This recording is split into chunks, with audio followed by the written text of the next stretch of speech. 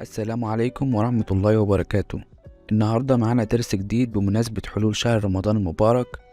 أعاد الله علينا وعليكم بالخير واليمن والبركات على برنامج السينما 4D، وهو إزاي هنحول المخطوطة دي إلى مجسم 3D بالشكل اللي قدامكم ده.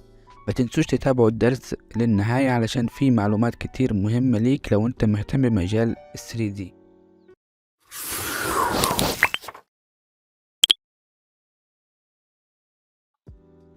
اولا دي واجهة برنامج السينما 4D اللي هنطبق عليها الدرس، ودي المخطوطة اللي هنستخدمها مرسومة على برنامج الإليستريتور، ملف مفتوح. هتلاقوا الرابط بتاعها في الوصف اسفل الفيديو.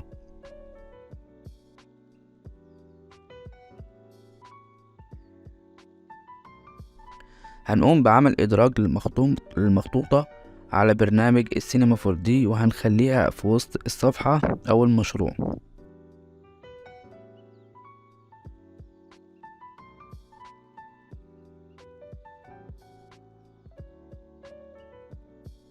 بعدين هنكبرها بالشكل ده علشان تكون ظاهرة وواضحة معايا.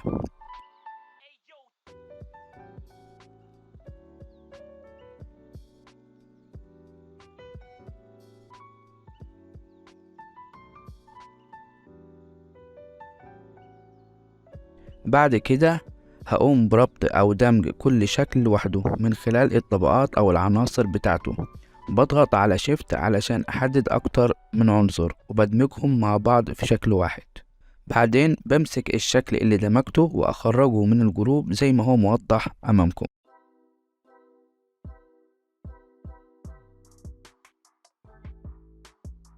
وبكرر الخطوة دي مع باقي العناصر، بدمجهم مع بعض بنفس الطريقة.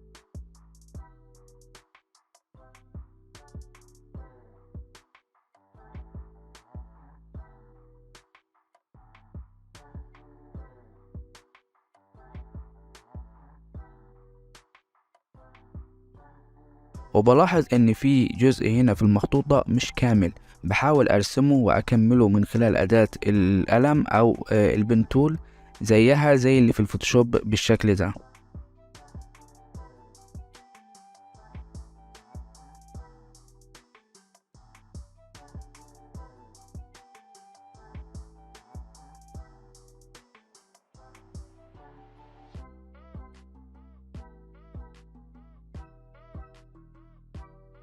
وبعد ما انتهيت من دمج كل شكل لوحده بجمعهم في مجموعة جديدة، بضغط على زر Alt زائد G،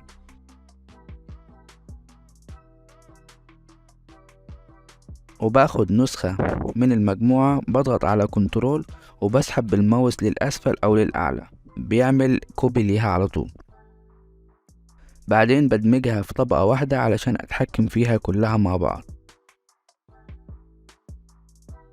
وبحول الطبقة اللي دمجتها إلى 3D من خلال القائمة اللي فوق، بضغط على Extrude وبسحب الطبقة إلى داخلها أول ما بيظهر السهم ده زي ما هو موضح قدامكم. بعدين بكبر شوية تأثير التجسيم أو البعد، بخليه 50 سنتي.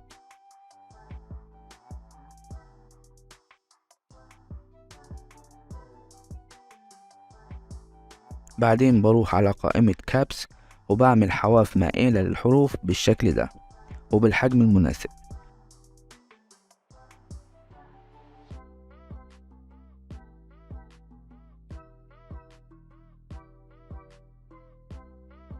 بعدين بروح للمجموعة التانية وبصغرها لقدام شوية علشان اقدر اشوف. وبحول كل شكل او طبقة 2D الى 3D من خلال اكسترود، بضغط على Alt والامر مع بعض هيتطبق على الشكل اللي واقف عليه، وهكذا مع باقي الطبقات.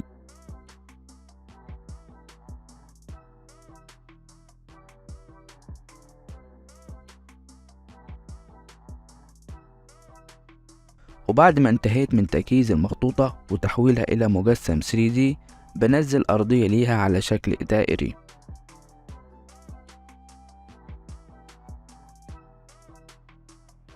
وبعدين بروح على قائمة الأشكال وبختار الشكل الربع دائري علشان أحوله إلى هلال بالطريقة اللي هوضحها لحضرتك.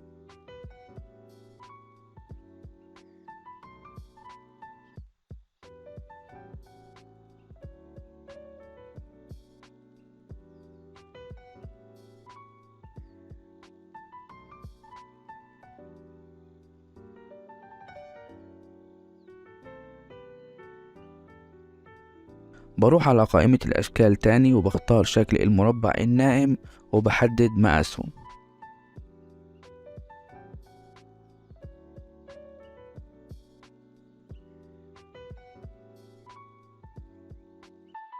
بعدين بروح على قائمة تحويل الأشكال واختار الأمر سويب، وبروح للشكلين وأدخلهم في الأمر زي ما هو موضح قدامكم. هنا هو بيقرأ الشكل المربع المائل على مسار الهلال وبيحوله لمجسم بالشكل ده.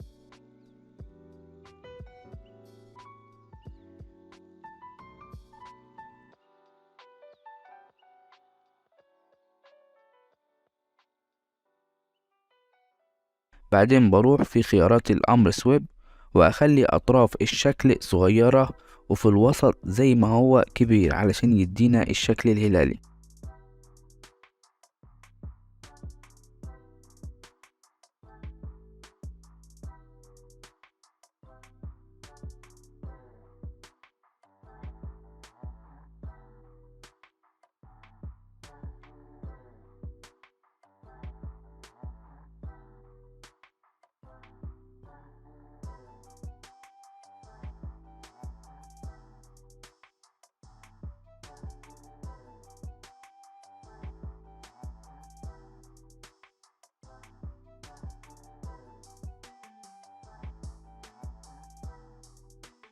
وبعد ما انتهينا من شكل المشهد هنروح لإعدادات الرندر، وهنا أنا هستخدم كورونا رندر علشان يديني نتيجة كويسة بنفس الإعدادات اللي قدامكم.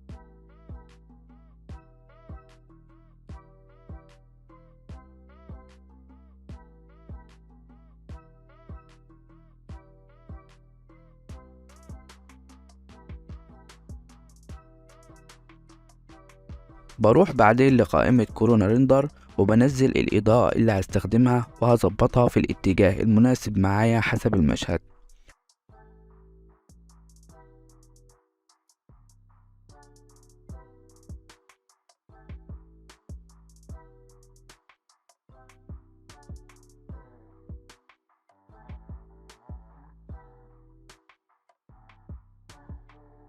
وبروح أنزل نقطة تمركز وهمية علشان أسلط عليها الإضاءة زي ما هو موضح أمامكم.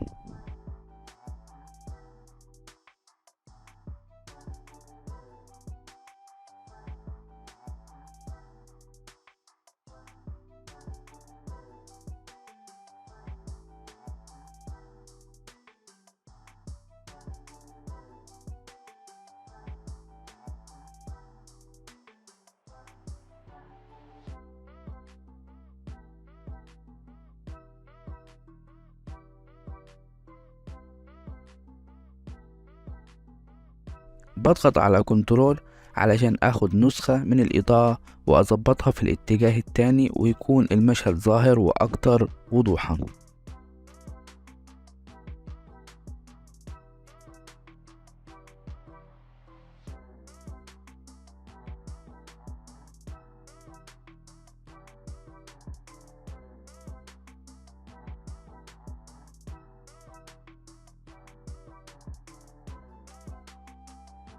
بعدين بروح على قائمة كورونا ريندر وأنزل سماء للمشهد.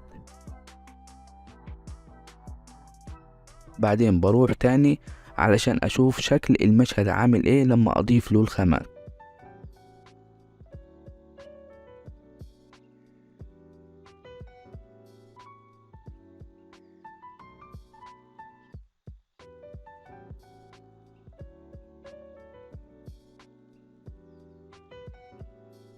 وبعدين اختار قائمة الخامات علشان ابدأ اطبق على المخطوطة بالشكل المناسب.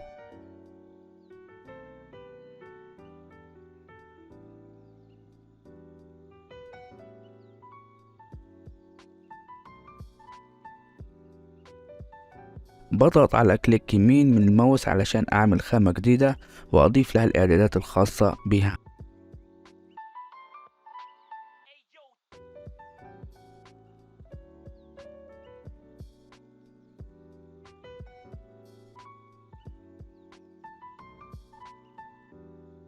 اول حاجة السماء هعمل لها خامة مضيئة واضيف لها صورة لاستديو اضاءة لعمل تأثير المحيط بالمجسم او المخطوطة.